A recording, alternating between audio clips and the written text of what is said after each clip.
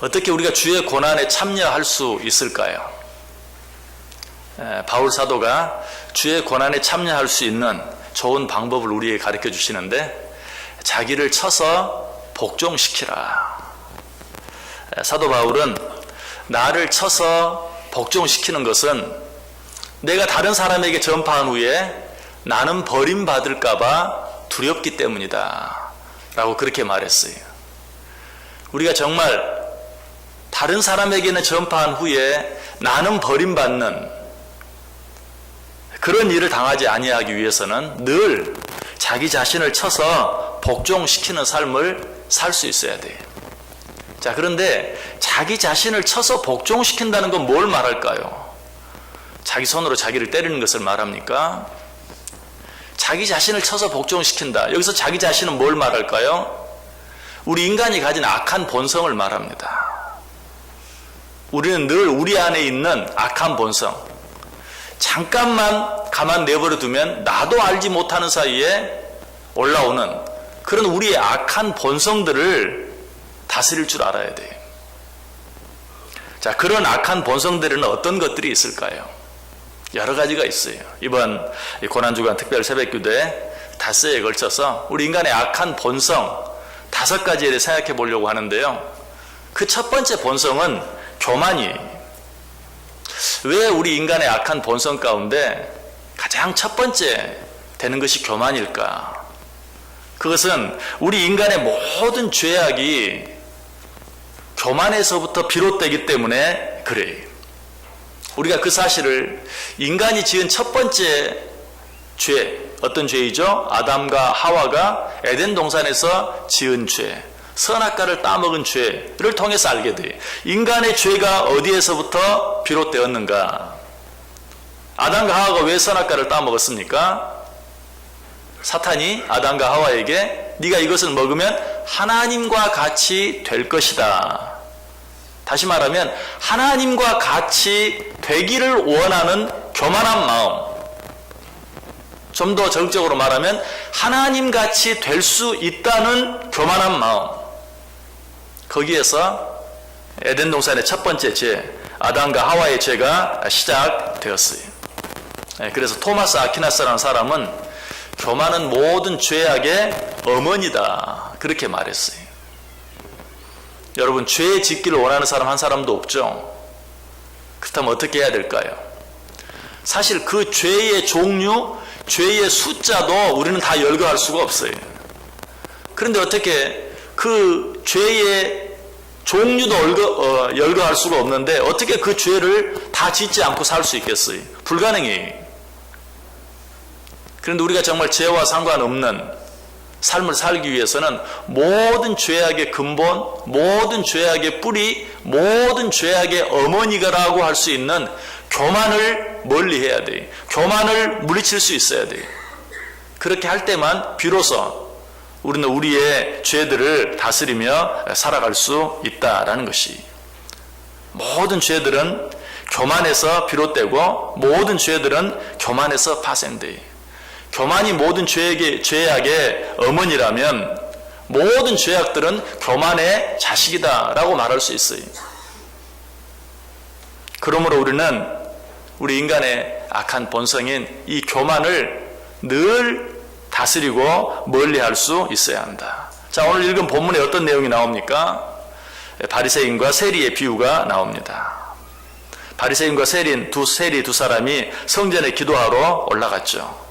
자, 이 본문이 어떻게 시작하고 있어요? 9절 보세요. 또 자기를 의롭다고 믿고 다른 사람을 멸시하는 자들에게 이 비유로 말씀하시되, 자기를 의롭다고 믿고 다른 사람을 멸시하는 자, 이 말을 짧게 이야기하면 뭘까요? 교만한 자, 자기를 의롭다고 믿고 다른 사람은 멸시하는 자, 바로 이 사람이 교만한 사람이, 오늘 본문에 나오는 이 바리새인이 바로 그런 사람이었어요. 교만한 사람이었어요. 자, 이 바리새인이 어떻게 다른 사람을 멸시했습니까? 11절 12절 보세요. 바리새인은 서서 따로 기도하여 이르되, 하나님이여, 나는 다른 사람들 곧 토색, 불의, 간음을 하는 자들과 같지 아니하고 이 세리와도 같지 아니함을 감사하나이다. 나는 일회에 2번씩 금식하고 또 소득의 11조를 드리나이다. 자기 자신을 절대화시키는 것이, 자기 자신을 절대화시킨다. 이 말은 자기 자신을 신격화한다 라고도 말할 수 있는데, 아마 이런 말을 들으면 에이, 다른 건 몰라도 내가 어떻게 나를 신격화시킬 수가 있는가. 여러분, 우리가 우리를 신격화시키는 모습, 어떤 모습을 예로 들 수 있을까요?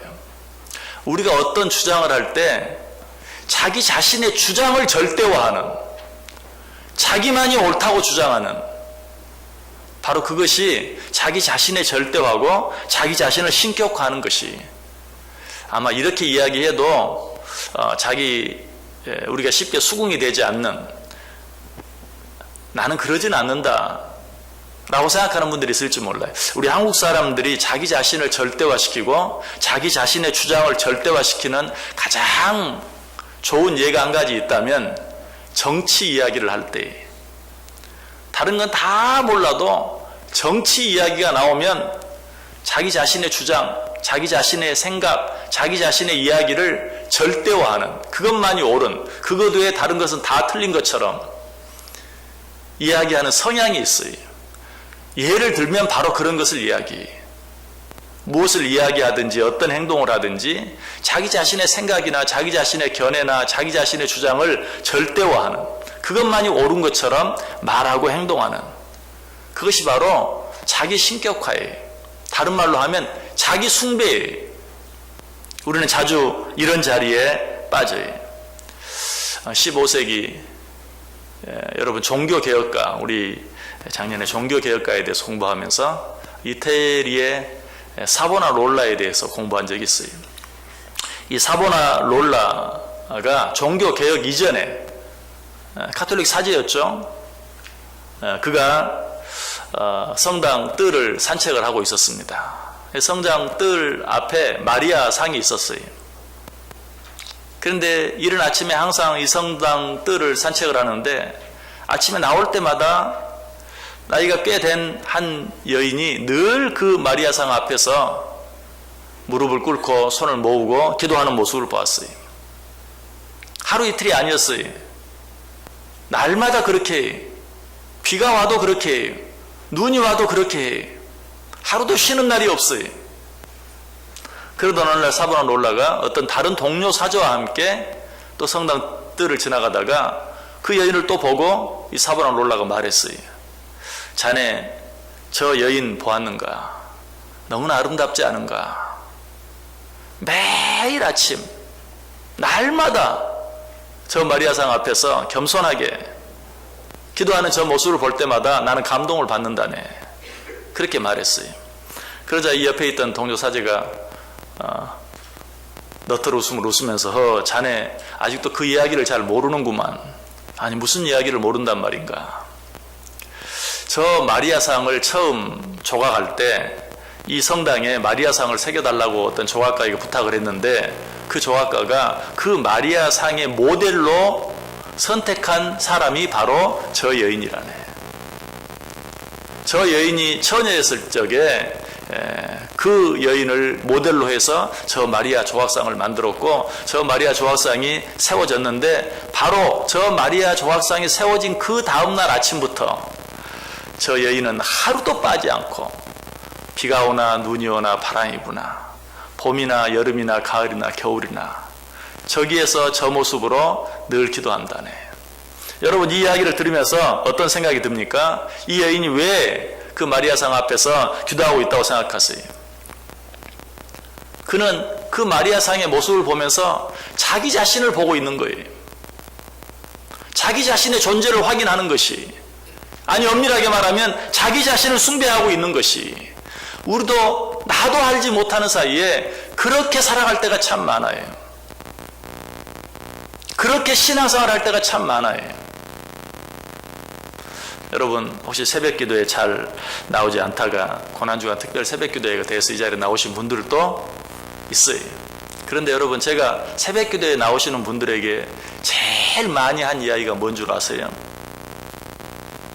여러분, 새벽기도에 나오는 것이 우리의 자랑이 되지 않게 하십시오.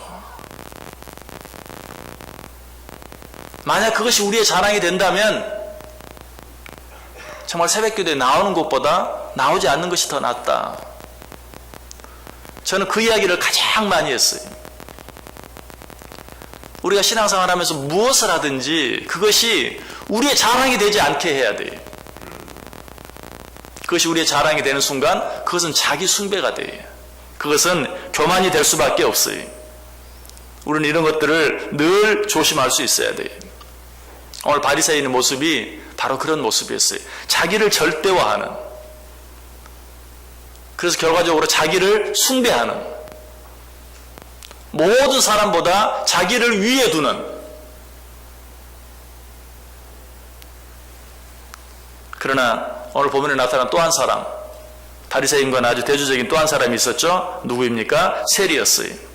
이 세리는 뭐라고 고백합니까? 13절에 보면 세리는 멀리 서서 감히 눈을 들어 하늘을 쳐다보지도 못하고 다만 가슴을 치며 이르되 하나님이여 불쌍히 여기소서 나는 죄인으로소이다. 자기 자신의 연약함, 자기 자신의 부족함을 철저하게 인정하는 모습. 이 두 사람에 대해서 예수님께서는 어떻게 결론을 내리십니까? 14절 보세요. 내가 너희에게 이르노니 이에 저 바리새인이 아니고 이 사람이 의롭다 하심을 받고 그의 집으로 내려갔느니라. 무릇 자기를 높이는 자는 낮아지고 자기를 낮추는 자는 높아지리라. 교만한 자는 물리침을 당하고 겸손한 자는 높임을 받을 것이다 라고 이야기하고 있어요. 우리가 이 세리와 같은 사람이 되기 위해서는 어떻게 해야 할까요? 우리가 오늘 본문을 볼 때 늘 이 본문만 따로 생각해요. 바리새인과 세리 이야기. 자, 그런데 어떻게 바리새인과 같이 되지 아니하고 세리와 같이 될 수 있는가? 그 방법이 오늘 우리가 읽지 않은 오늘 본문 바로 뒤에 나오고 있어요. 15절부터 나와요. 이 말씀도 우리가 너무나 잘 아는 말씀이, 사람들이 예수님의 만져주심을 바라고 어린 아이를 데리고 예수님께 나아오는.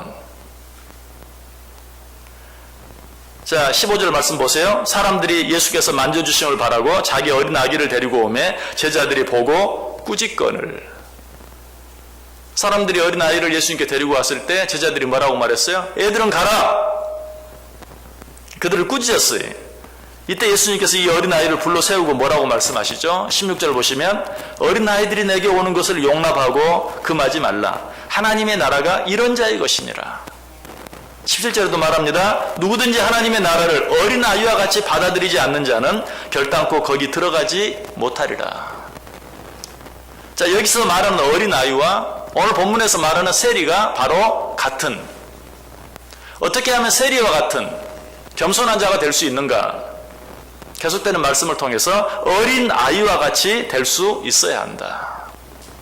그래서 요즘에는 어린 아이와 같이 되어야 한다라는 말하면 얼마나 그 말이 우리 마음에 와 닿을지 몰라요.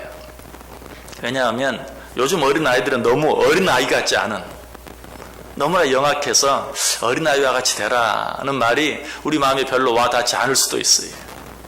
우리가 그렇게 생각하는 이유가 무엇입니까? 요즘 어린 아이들은 너무 어린 아이 같지 않아요. 그런 부분이 많아요. 그러나 어린 아이들의 본래의 모습을 한번 생각해 보세요. 어린 아이들은 아주 단순해요. 하라면 하고 하지 말라면 하지 않아요. 저는 이 모습을 지금도 이제 자주 보는 것은 횡단보도를 지날 때 손을 반짝 들고 횡단보도를 건너는 유치원 아이들의 모습을 봐요. 얼마나 귀엽고 얼마나 예쁜지 몰라요. 왜? 부모님이, 학교 선생님이 그렇게 하라고 가르쳤기 때문에. 다른 거 생각하지 않아요. 뭐 내가 이렇게 한다고 누가 봐주겠는가? 나는 어른들보다 키가 적은데 내가 손을 든다고 뭐 얼마나 더 잘 보이겠는가? 뭐 등등 어떤 생각도 하지 않아요. 횡단보도를 건널 때는 손을 들고 건너라. 오직 그것만 생각해요. 하라고 하면 하고 하지 말라고 하면 하지 않아요. 가라고 하면 가고 가지 말라고 하면 가지 않아요. 이게 어린 아이들이 가진 단순함이에요. 이런 마음, 이런 태도를 가질 수 있어야 한다. 이것이 바로 어린 아이들이다. 어린 아이들은 또 어떻습니까? 어린 아이들은 솔직해요. 어린 아이들은 있는 그대로 이야기해요. 아프면 아프다고, 배고프면 배고프다고. 거기에 꾸미지 않아요. 어떤 핑계도 대지 않아요. 모든 것들을 사실대로 이야기하는 것이. 오늘 여러분들에게 감사를 드리는 것은 오라고 해서 왔다는 것. 여러분 그것 자체로 우리 하나님이 기뻐하세요. 여러분 신앙은 다른 게 아니, 겸손은 다른 게 아니. 오라고 하면 오는 줄 알고 올 줄 알고, 가라고 하면 또 가는 줄 알고 가는 것. 여러분 단순해야 돼요. 하나님의 모든 말씀 앞에서 단순할 수 있어야 돼요. 여러 가지 요즘 세상은 뭐 이렇고 저래서 이 말씀은 뭐 2000년 전에 우리에게 주신 말씀인데 이 말씀이 요즘 우리들에게 똑같이 적용될 수 있을까 등등 생각하지 않아요. 하나님께서 말씀하신 그대로 순종하기 위해서 애를 쓰는, 또 그렇게 하지 못했을 때, 오늘 여기 오라고 했는데도 오지 못한 분들에게 왜 오지 못했습니까? 라고 말하면 여러 가지 많은 이유들이 있어요. 핑계들이 있어요.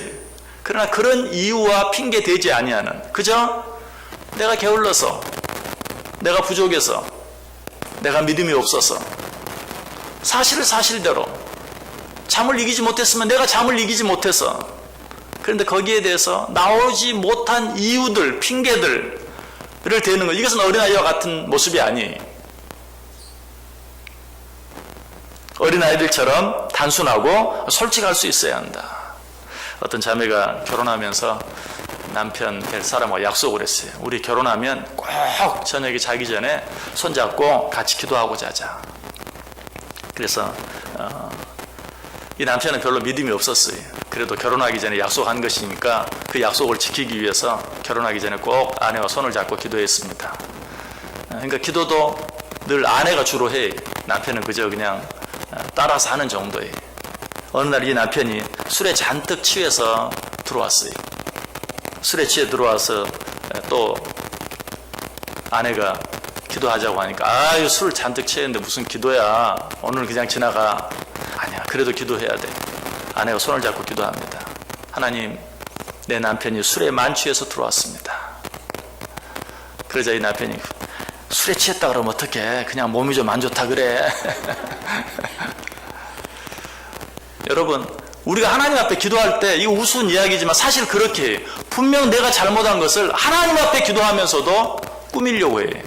뭐라고? 그럴 수밖에 없었던 어떤 이유가 있었다고. 어린아이와 같이 못해. 정말 하나님 앞에서 우리가 진실하기만 하다면 하나님 앞에서 방금 누가 주여 하시네요.